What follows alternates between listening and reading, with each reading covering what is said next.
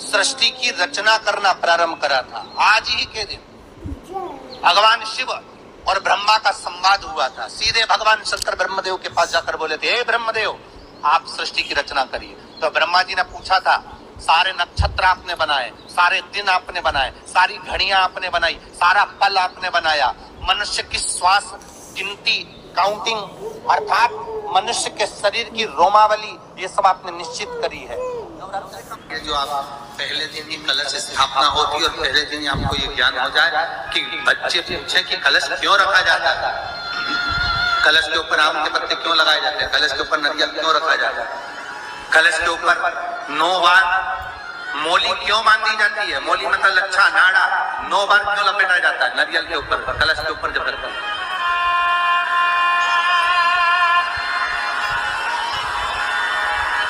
कलश के ऊपर जब जब श्रीफल रखाता है, नारियल रखाता है, तो उस पर 5 बार 7 बार मोली नहीं लपेटी जाएगी, तो 9 ही बार लपेटी जाएगी। 5 या 7 बार लपेटते हैं तो कहते हैं कि लक्ष्मी की छिन्नता होती है, और वो 9 बार लपेटी जाती है तो भरपूर लक्ष्मी का भंडार बढ़ती है। क्यों क्यों कहते हैं? भगवान कुंभ का निर्माण कर रहे हैं, भगवान कलश का निर्माण कर रहे हैं, और भगवान स्वयं ब्रह्मदेव कर रहे हैं कि आप ऐसा निर्माण कर दो जिसमें 33 कोटि देवता स्वतः विराजमान हो जाए। तो भगवान ने उस कलश का निर्माण कर दिया। अब कलश का निर्माण करा तो स्वयं भगवान ब्रह्मदेव बोले, प्रभु इस कलश के अंदर मेरा स्थान कहाँ है, मेरा स्थान कहाँ है?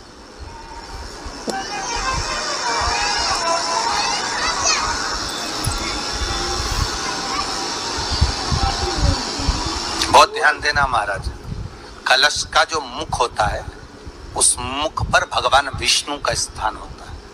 किसका स्थान है? भगवान विष्णु का। थोड़ा सा नीचे आओगे, जहां से कलश का मुख दबा हुआ होता है वह जगह भगवान स्वयं शिव की होती है। किसकी जगह है? भगवान शंकर की। कलश का अग्रभाग, नीचे का भाग जहां से फैला हुआ होता है वहां ब्रह्मा का आधिपत्य स्थापित होता है। फिर कलश का जो नीचे का भाग होता है वो भगवान शिव और शक्ति का स्थान होता है। कलश के बाहरी भाग में, जहां पर बाहर का हिस्सा होता है, उस कलश के बाहरी भाग में 33 कोटि देवताओं को भगवान शंकर ने लाकर विराजमान किया होता है। महाराज भगवान शंकर 33 कोटि देवताओं को निमंत्रण देकर उस कलश में विराजमान कर दिया। कितना सुंदर लिखा है देवी भागवत के अंदर कि जहां कलश की स्थापना होती है उस जगह पर किसी देवताओं को बुलाने की जरूरत नहीं होती।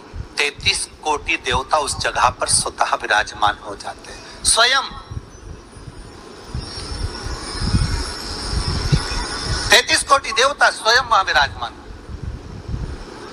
नवरात्रे एकम से प्रारंभ नहीं होते, अरे अमावस्या की रात्रि से प्रारंभ हो जाते, इसलिए उसको कहते हैं नवरात्रि। क्योंकि नवमी के दिन माता जी का विसर्जन हो जाता है, जवारों का विसर्जन हो जाता है, व्रत करने वाले कन्या पूजन भोजन भंडारा कराकर विराम दे देते हैं।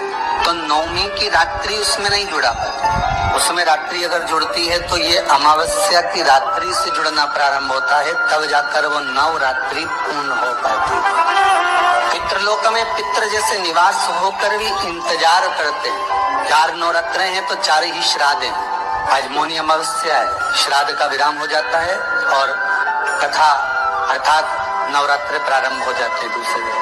तो यहाँ शास्त्र कह रहा है जैसे हमें प्रतीक्षा रहती है कोई अच्छे कार्य की, कि घर में कोई शुभ कार्य हो, घर में कोई अच्छा आयोजन हो तो अपने को आनंद होगा, प्रसन्नता होगी।